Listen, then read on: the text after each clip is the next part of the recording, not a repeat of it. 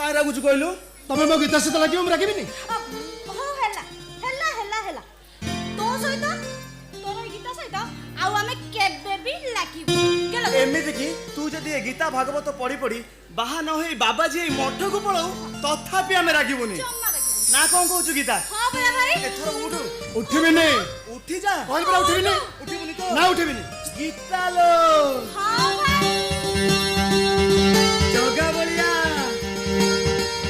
दी भाई सुभद्रा हसुची अच्छी रे थाई जनमे जनमे भौरी भाई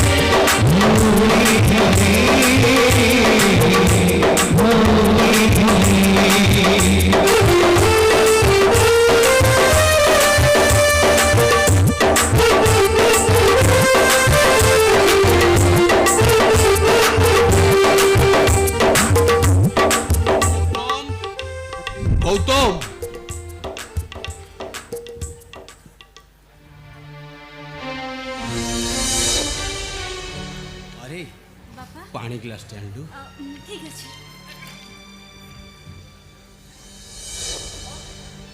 ଆପଣଙ୍କ ମୁହଁ ଉପରେ ଏମିତି ଶୁକ୍ଳ ଦେଖାଯାଉଛି। ଆପଣ ଯାଇଥିଲେ କୁଆଡ଼େ? କୁଆଡ଼େ ଆଉ ଯିବି ରେ ପୁଅ, ସେଇ ଗୋଟିଏ କଥା, ତୋ ଭଉଣୀର ବାହାଘର। ବାପା ଆମ ଗୀତାର ଯୋଉଠୁ ବାହାଘର ପ୍ରସ୍ତାବ ଆସିଥିଲା ସେମାନେ ସେମାନେ କ'ଣ କହିଲେ ବାପା? କ'ଣ ଆଉ କହିବେ, ଝିଅ ତାଙ୍କର ପସନ୍ଦ ହେଇଛି ବାପା ହେଲେ ଡିମାଣ୍ଡ କେତେ ଟଙ୍କା ଦବ? କେତେ? କିଏ କହୁଛି 50,000 ତ, କିଏ କହୁଛି ଲକ୍ଷେ। ଡିମାଣ୍ଡ ପୁଣି £1,00,000? ଆରେ ଲକ୍ଷେ କିଏ ନା ଆମେ କିଏ? ସେଇ ଡିମାଣ୍ଡ ଟଙ୍କା ପାଇଁ ମୁଁ ବାହାଘରଟା ଭାଙ୍ଗି ଦେଇ ଆସିଲି ରେ ପୁଅ। ବାପା ଆପଣ ମୋ ବାହାଘର ପାଇଁ ଜମା ଚିନ୍ତା କରନ୍ତୁନି, କି ଖରାରେ ଆ ଦ୍ୱାର ତା ଦ୍ୱାର ଜମା ବି ବୁଲନ୍ତୁନି। ଏ ମା, ଆରେ ଖରାରେ ତରାରେ ୟା ତା ଦ୍ୱାର ନ ବୁଲିଲେ ତୋ ବାହାଘର କେମିତି ହବ କହିଲୁ? ନାଇଁ ବାପା, ମୁଁ ଠିକ୍ କରିଛି ବରଂ ମୁଁ ଚାକିରି କରିବି, କିନ୍ତୁ କେବେ ବାହା ହେବିନି ବାପା, ମୁଁ କେବେ ବି ବାହା ହେବିନି। ଗୀତା,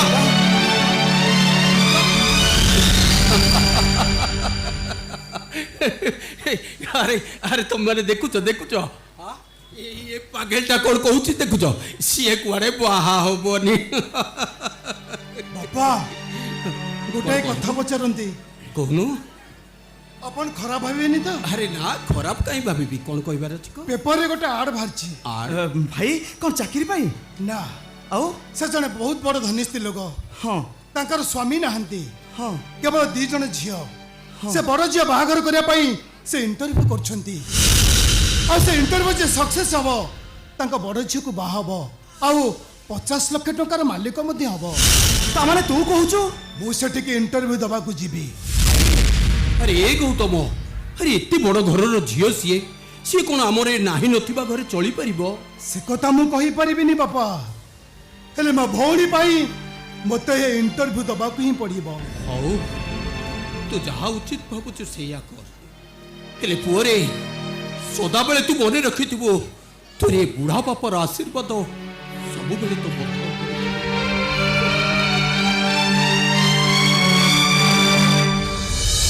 ଆରେ ଗୌରବ, ତୁ କ'ଣ କିଛି କହିବୁନି? ମୁଁ ଆଉ କ'ଣ କହିବି ଭାଇ? ବାହାଘର ପାଇଁ ଇଣ୍ଟରଭ୍ୟୁ, ପୁଣି ପୁଣି ଗୋଟେ ପୁଅ ଦବ ଯାଇ ଝିଅ ପାଖରେ। କଥାଟା ମୋତେ କେମିତି ଅଡ଼ୁଆ ଅଡ଼ୁଆ ଲାଗୁଛି ଭାଇ। ଗୌରବ, ଏ ଭାଇ ତୁ ସେ ଇଣ୍ଟରଭ୍ୟୁ ଦେବାକୁ ଯା, ଆମର କିଛି ଆପତ୍ତି ନାହିଁ। ତୁ 50 ଲକ୍ଷ ଟଙ୍କାର ମାଲିକ ହବୁ କି ପଞ୍ଚାକ୍ଷର ଜପି ଏ ଘରକୁ ଫେରିବୁ, ସେ କଥା ତ କେବଳ ସମୟ କହିବ। ହେଲେ ଭାଇ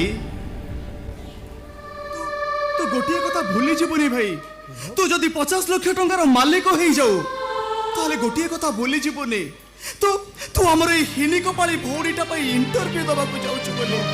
ଇଣ୍ଟରଭ୍ୟୁ ଦେବାକୁ ଯାଉଛୁ ବୋଲି। ଗୌରବ,